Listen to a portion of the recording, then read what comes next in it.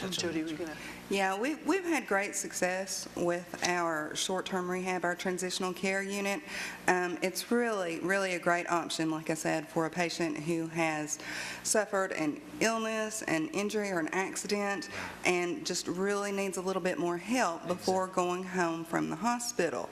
Like I said, we've got licensed nurses on duty around the clock. We've got a wonderful therapy department. We have a new state-of-the-art therapy gym, and it's really a great place to come. And if you just need a little bit more help to get better before you get home, like I said, it's bridging the gap between hospital and home. That is so good. And we was talking earlier, you need volunteers, people to get involved, people to get behind you. How can people do that? Maybe somebody's watching or listening right now that would like to get involved. Yes, well, we do need volunteers, and are always looking for people that would like to check out the volunteer opportunities. The number that I gave you, our local number, 258-2500, that would be the number to call. Okay.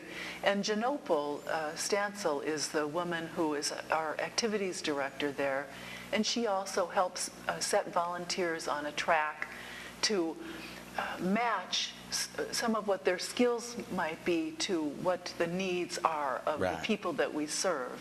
So they could call Janopal at that number and talk to her about that. And then I want to acknowledge that we do have some wonderful people that are helping us now, that are volunteers. Many churches, and part of my work is to work with many of our local congregations, and we are so grateful that they are committed and want to come and do things like, for instance, we have a cadre of volunteer pastors in the area. That is so good. They come, and so that we can provide a worship service on Sunday afternoon, a regular every Sunday afternoon worship service.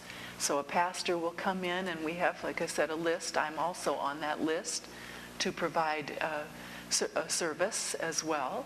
These are things that are important to people. Oh, yes.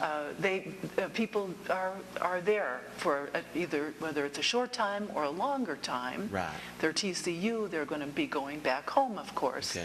Nevertheless, many of them may want to take advantage and come to those services and hear the Word of God preached to them, and music, which is, of course, another very critical, uplifting. We have a wonderful musician that is a retired music teacher that comes and helps us often, brings in her auto harp and plays it. So our activities department really works hard on bringing interesting and fun things to the people that live there for them. And even just visiting with them, you know, that goes a long way, you know, just taking the time. Oh, yes, absolutely. You know, I find that hearing life stories of people, hearing about their life journey, hearing about their faith journeys, what are their current struggles? You know, when somebody comes in to the TCU, there are circumstances that brought them in. Certain circumstances. Maybe there was a car accident. Maybe, you know, who knows what, various things. Somebody fell and broke a hip, right?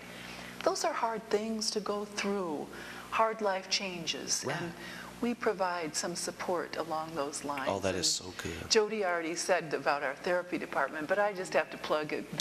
We have an exceptional group of dedicated therapists and nurses, of course, too. And I was getting ready to ask Jody, you know, Jody, this takes a caring person to have this type of job. Tell me a little bit more about that.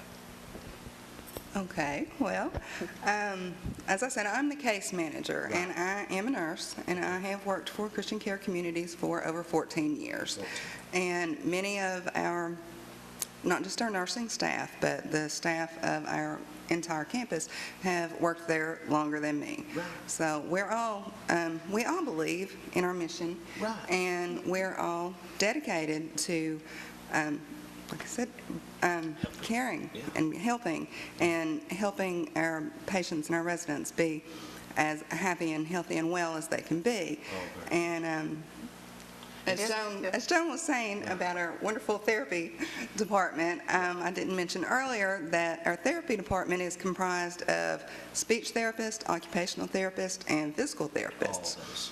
And I'm sure many people know what each discipline addresses, but for those who don't, physical therapy helps address physical issues with endurance, balance, strength, gait, all things that people need to have to be functional.